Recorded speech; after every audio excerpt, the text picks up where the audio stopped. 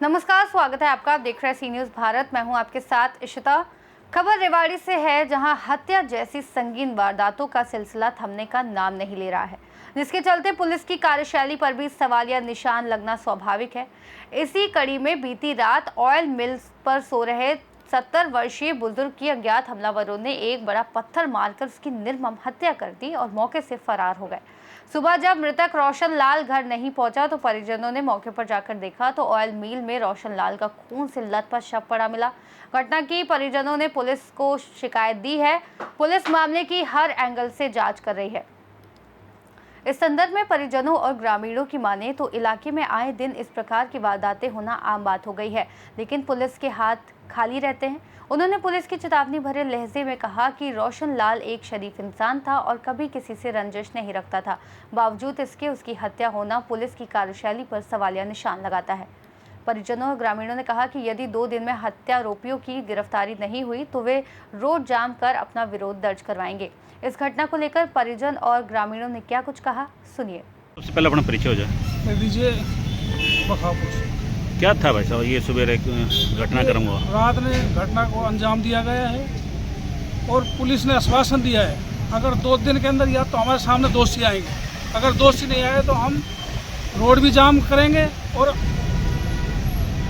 Police ने ये कहा कि 2 दिन में हम दे देंगे। डिप्टी साहब ने हमें आश्वासन दिया है अगर नहीं मिलते हैं तो रोड जाम होगा। और हमें कातिल चाहिए। यहाँ हर रोज़ वारदातें होती हैं, कभी चोरी होती है, कभी डकैती होती है।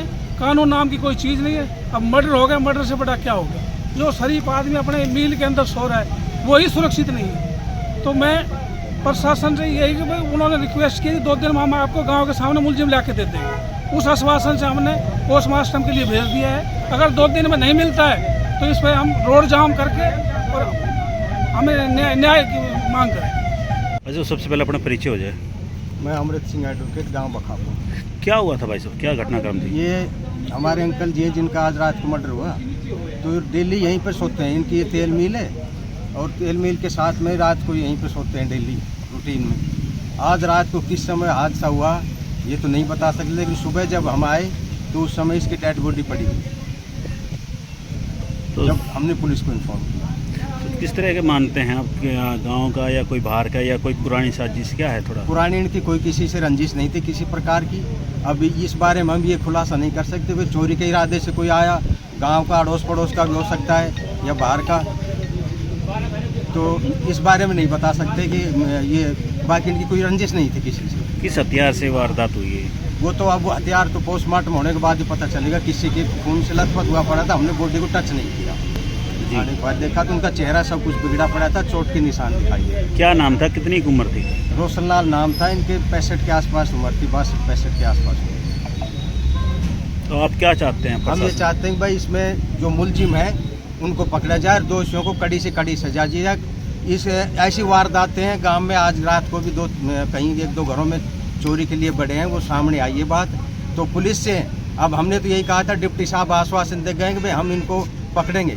अगर पुलिस इस पर हमें संतोषजनक कार्रवाई नहीं करती है तो हम 2 दिन बाद 3 दिन बाद हम रोड जाम करेंगे और सभी 5-10 गाँव के इकट्ठा होकर फिर कोई हम न्याय नहीं मिलेगा, इतने संघर्ष जाएगा।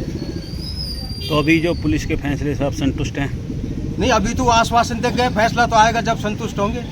अब पुलिस क्या करती है वो तो देखने के बाद की बात है। अगर हमें संतुष्ट कर दे तो ठीक है, अगर नहीं करती है तो फिर ये सभी गाँव के इकट्ठे होकर और संघर्ष करेंगे। परिवार में कौन कौन है इनके?